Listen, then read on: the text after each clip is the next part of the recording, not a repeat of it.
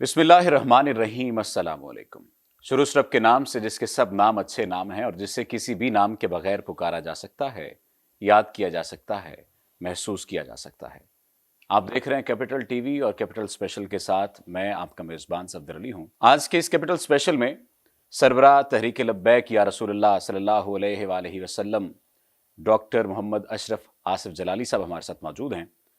آج ہم ان سے جانیں گے کہ ان کے شب و روز کیسے گزرتے ہیں اور ساتھ ہی ساتھ سنی جو کانفرنس کروانے جا رہے ہیں اس کا مقصد کیا ہے، اتحاد امت کا جو فارمولہ ہے وہ ہے کیا اور کیا اس فارمولے پر عمل کروایا جا سکتا ہے۔ ڈاکٹر صاحب بہت شکریہ آپ کے قیمتی وقت کا۔ شب و روز کیسے گزرتے ہیں اور کس طرح سے؟ ہم نے کبھی نہیں دیکھا کہ آپ کے ماتھے پہ سلوٹ آئی ہو، مسکراہٹ ہمیشہ رہتی ہے، اس مسکراہٹ کا راز کیا ہے؟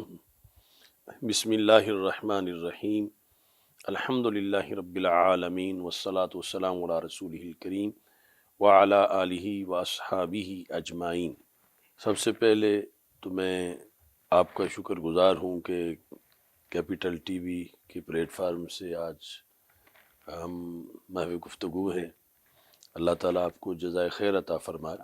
رب ذوالجلال کا خاص فضل ہے کہ ہمارا جو اکثر وقت ہے وہ قرآن و سنت کے مطالعہ، اس کو لکھنے میں، بیان کرنے میں، درود و سلام پڑھنے میں گزرتا ہے۔ اور یہ ایسے امور ہیں کہ جس کی وجہ سے پریشانی بندے کی قریب نہیں آتی، کہ درود شریف جس وقت کوئی انسان پڑھتا ہے تو رسول اکرم نور مجسم شفیع معظم صلی اللہ علیہ وسلم کا یہ فرمان ہے، ما من احد یسلم علی الا رد اللہ علی روحی حتی ارد علیہ السلام۔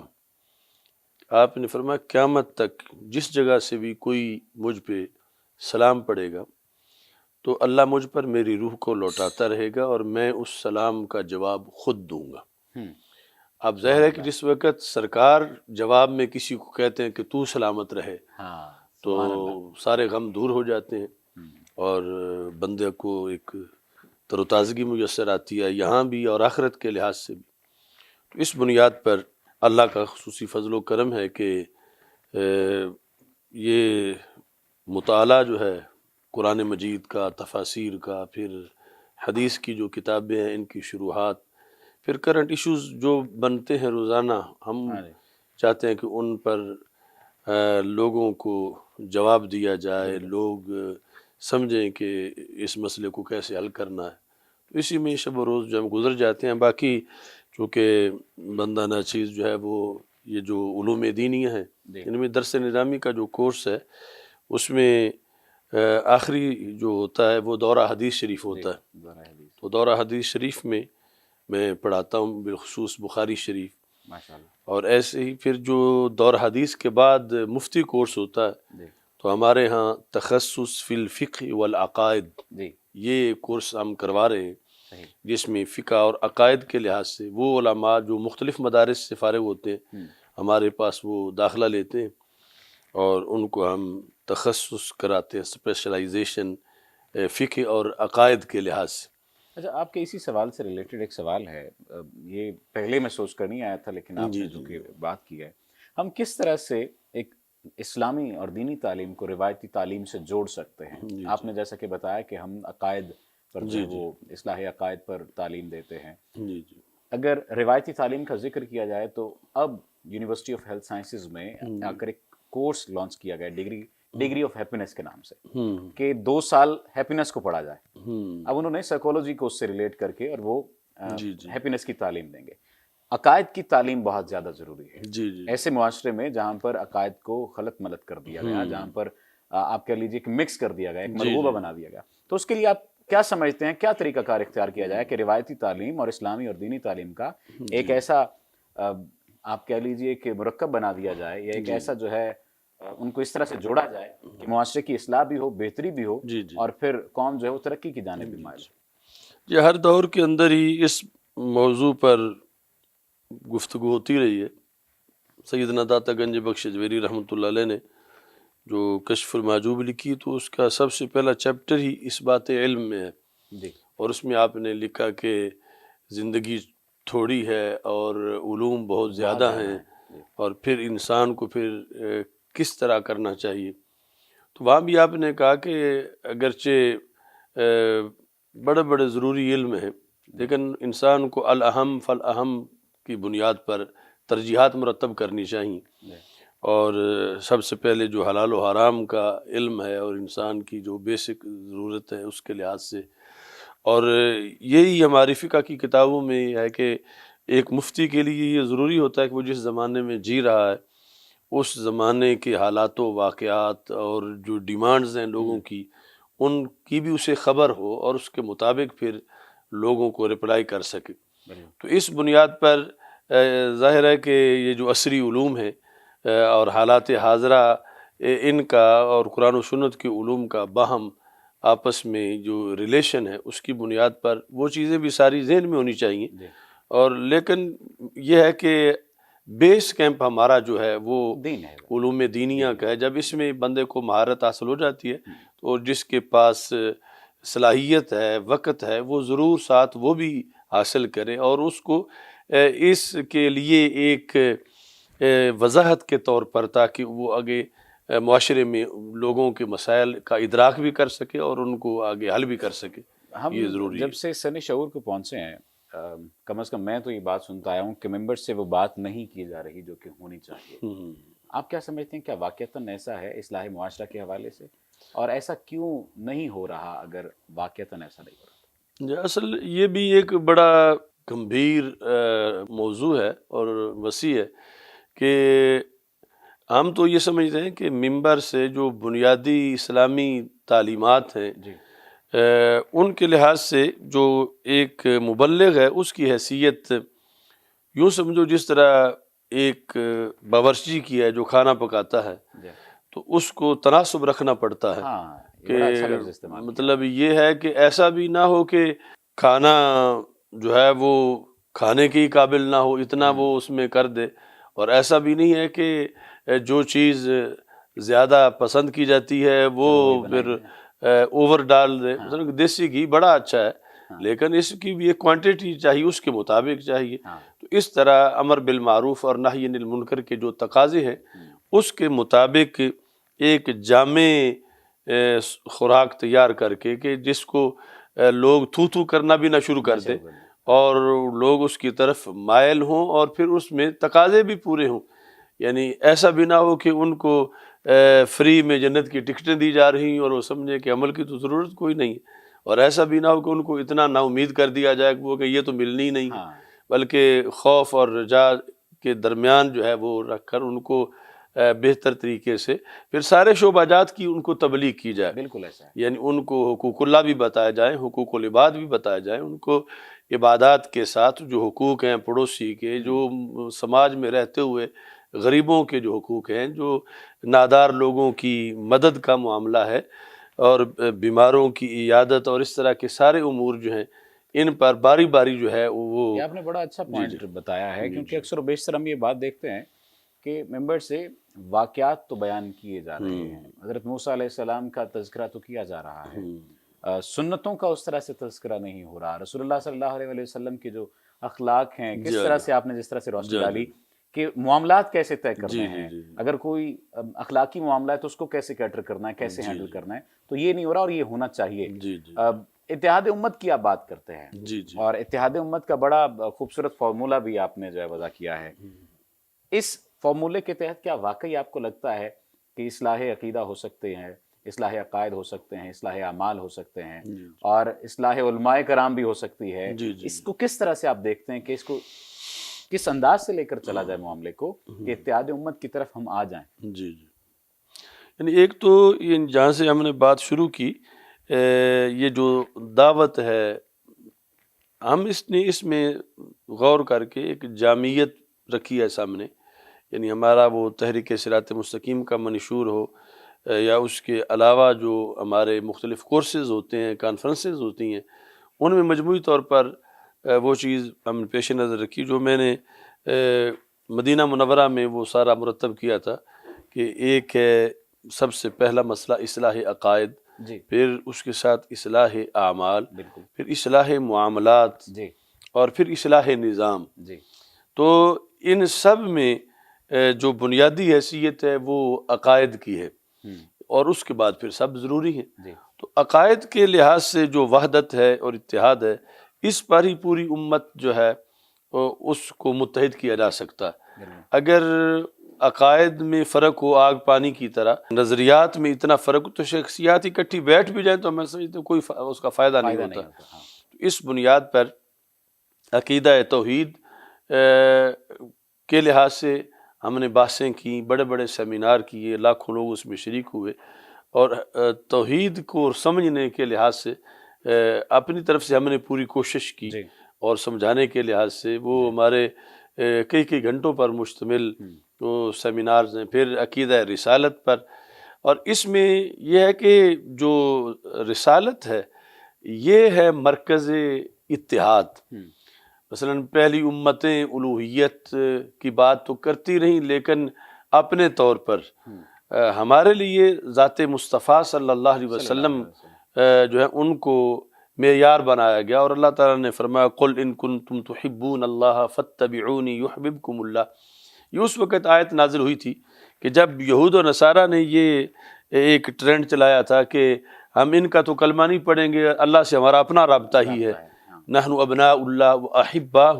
تو اللہ تعالیٰ نے اس کنسپٹ کو مسترد کیا کہ حضرت محمد صلی اللہ علیہ وسلم کی وساطت سے جو میری طرف آئے گا میں اس سے محبت کروں گا اور اس کو اپنا محبوب بناؤں گا۔ ان کو چھوڑ کے جو اپنا ریلیشن مجھ سے بنائے گا تو وہ میرے نزدیک معتبر نہیں ہے، نہ میں اس کو اپنا سمجھوں گا۔ اب اس کے بعد رسول اکرم صلی اللہ علیہ وسلم کی ہستی کو سامنے رکھ کے امت متحد ہو سکتی ہے کہ سرکار کی ہر نسبت کا ادب کرے، سرکار کے ہر نسبت کا احترام کرے۔ رسول اکرم صلی اللہ علیہ وسلم کی ذات عظیم ترین ذات ہے، تو آپ کی ذات کی بنیاد پر آپ نے فرمایا احبو اہل بیتی لحبی، میرے اہل بیت رضی اللہ تعالیٰ عنہ سے محبت کرو، اور ساتھ کہا میری وجہ سے محبت کرو، میری وجہ سے نسبت بڑا، جی ہاں، یعنی وہ عظیم ہیں لیکن ان کو عظمت سرکار کے صدقے میں ملی ہے۔ اور رسول پاک صلی اللہ علیہ وسلم نے باقاعدہ معین کر دیا کہ مطلقاً میں محبت کا حکم نہیں دے رہا، احبو اہل بیتی لحبی، تم نے مجھے دیکھنا ہے، میری نسبت کی بنیاد پر تم نے ان سے محبت کرنی ہے۔ بہت بڑا اور ساتھ ہی آپ نے صحابہ کرام رضی اللہ تعالیٰ عنہ کے لحاظ سے بھی یہ کہا کہ فمن احبہم فبحبی احبہم،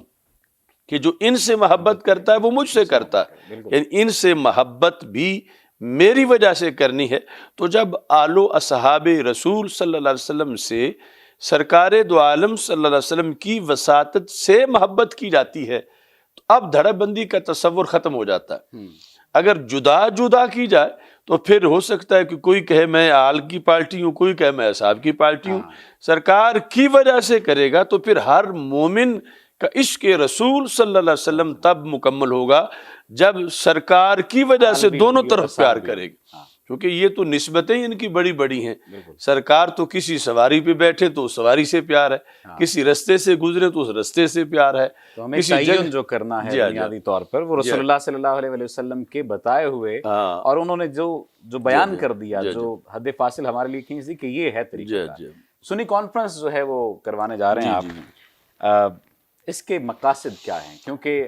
دیکھا جائے تو پہلے بھی بہت ساری کانفرنسز ہوتی رہی ہیں، لیکن اب حال ہی میں اپوزیشن بھی جو ہے وہ کئی کانفرنسز سٹارٹ کر چکی ہے، ان کے تو سیاسی مقاصد ہیں۔ کیا سنی کانفرنس کے کچھ سیاسی مقاصد ہیں؟ اور پہلے ہم نے دیکھا کہ بہت ساری آپ نے تحریک شروع کی، اور تحریک سے پھر کئی تحریکیں آگے نکلی، ان تحریکوں نے کوئی ذاتی مقاصد حاصل کیے، کئی تحریکوں نے سیاسی مقاصد حاصل کیے۔ اب اس پہ میرا جو سوال ہے وہ یہ ہے کہ آپ اتحاد کی بات کرتے ہیں، لیکن ہماری ہی صفوں میں اس طرح کا اتحاد کیوں نہیں پیدا ہو پا رہا؟ ایک تو اس سوال کا جواب دے دیجیے، دوسرا سنی کانفرنس کے بارے میں کیا؟ یہ اصل میں تھوڑی سی میں اس کی تفصیل کرنا چاہتا ہوں کہ سنی کانفرنس جو ہے ہماری تاریخ اس سے وابستہ ہے، بالخصوص برصغیر پاک و ہند کے اندر ہم اہل سنت و جماعت نے قیام پاکستان کے لیے جو کوششیں کی، تو ان کوششوں کے اندر 1925 میں مارچ کے اندر مراد آباد میں ایک بہت بڑی کانفرنس ہوئی، سنی کانفرنس مراد آباد۔ اس میں اس سلسلہ میں سوچا گیا قیام پاکستان کے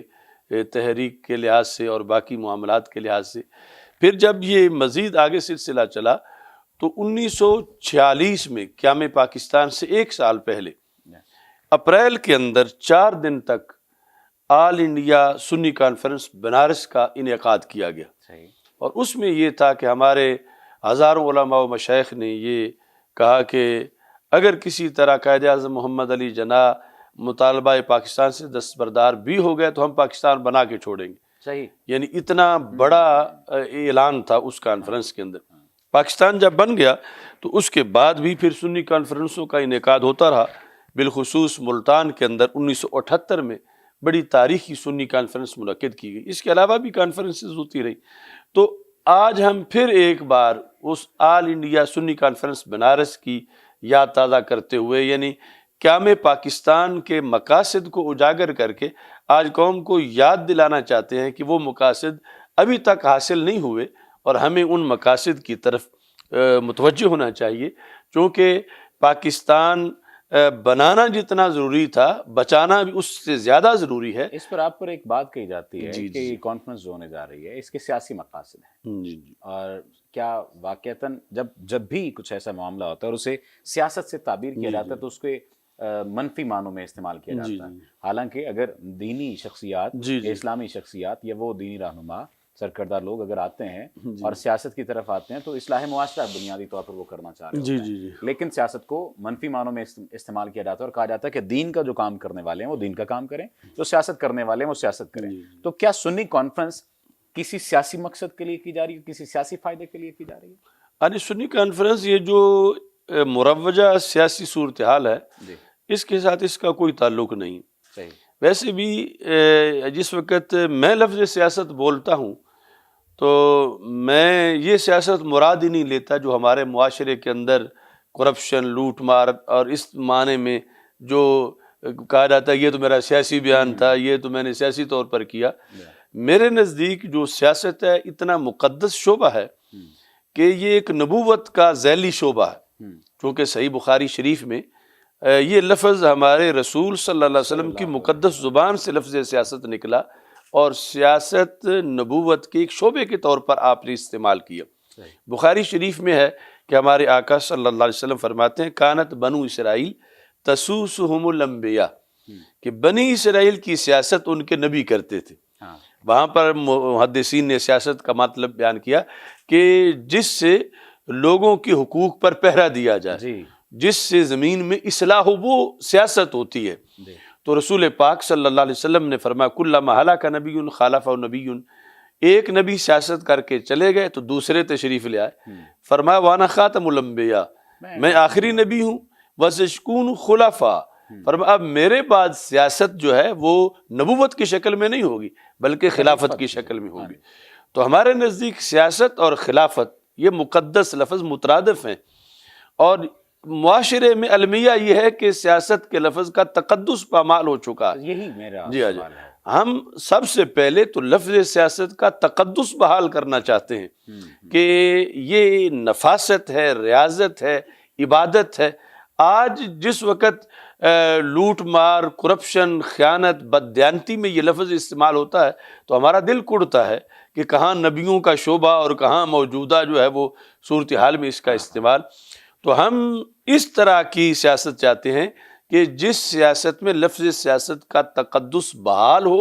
اور اس کے مطابق پھر جو ہے وہ آگے اصلاح خلق کے لیے اس شعبے کو استعمال کیا جائے۔ وقت کی قید میں زندگی ہے، چند گھڑیاں جو آزاد تھیں وہ ہم نے آپ کے ساتھ گزاری ہیں۔ مفتی اقبال نقشبندی صاحب نے آپ کا بڑا ذکر خیر کیا اور ان کے ساتھ گفتگو رہی، انہوں نے آپ کا ذکر خیر بھی کیا اور بات چیت ہوتی رہی۔ کیا کہیں گے مفتی صاحب کے بارے میں، کیونکہ انہوں نے بڑے پیار سے تذکرہ کیا تو میں نے کہا کہ آپ کی رائے بھی جو ہے وہ مفتی صاحب کے بارے میں لے لی جائے، کیونکہ ہماری تو ایک آپ کہہ لیجئے کہ خاندان کی ایک اہم شخصیت کے طور پر جو جانے اور مانے جاتے ہیں۔ وہ ماشاءاللہ وہ ہمارے بڑے پیارے دوست ہیں، ان کے عزیز ہیں مفتی محمد رضوان جلالی صاحب، وہ ہمارے پاس ہی پڑھ کے گئے ہیں، انہوں نے یہاں سے کورس کیا ہے اور ایسے ہی ان کے خاندان کے مولانا محمد حسین اسدی صاحب ہوئے ہیں، ہمارے بڑے پرانے تعلقات ہیں، اور مفتی صاحب کے لیے میں دعا گو ہوں کہ اللہ ان کو شفاء کامل عاجلہ عطا فرمائے۔ یہ جو 20 فروری کو ہم سنی کانفرنس کر رہے ہیں، اس کی ان کو ہم نے دعوت دی ہے، اور انشاءاللہ وہ بھی رونق افروز ہوں گے انشاءاللہ۔ پروگرام کا اختتام ہے، جی میں اس کے لیے یہ الفاظ تو استعمال نہیں کروں گا، جب بھی کسی سیاسی شخصیت کا میں انٹرویو کر رہا ہوتا ہوں تو میں کہا کرتا ہوں کہ ہر عروج کا زوال ہے جی لیکن ہم بنیادی طور پر جو ہے ایک ترتیب کے ساتھ ہی چل رہے ہیں۔ جی کیا پیغام دینا چاہیں گے اپنے ان لوگوں کو جو کہ اس وقت تذبذب کا شکار ہیں؟ جی کیونکہ ہم نے یہ دیکھا ہے گزشتہ چند مہینوں میں جو بھی اسلامی تحریکیں تھیں، اسلامی سیاسی جماعتیں تھیں، ان کی وجہ سے یا ان کو لے کر بڑا تذبذب پایا جاتا ہے، بڑی پریشانی پائی جاتی ہے، اور یہ کہا گیا کہ اسلام کی غلط تعبیر کی جا رہی ہے۔ یہ وہ تعبیر نہیں ہے، اسلام تشدد کا دین نہیں ہے،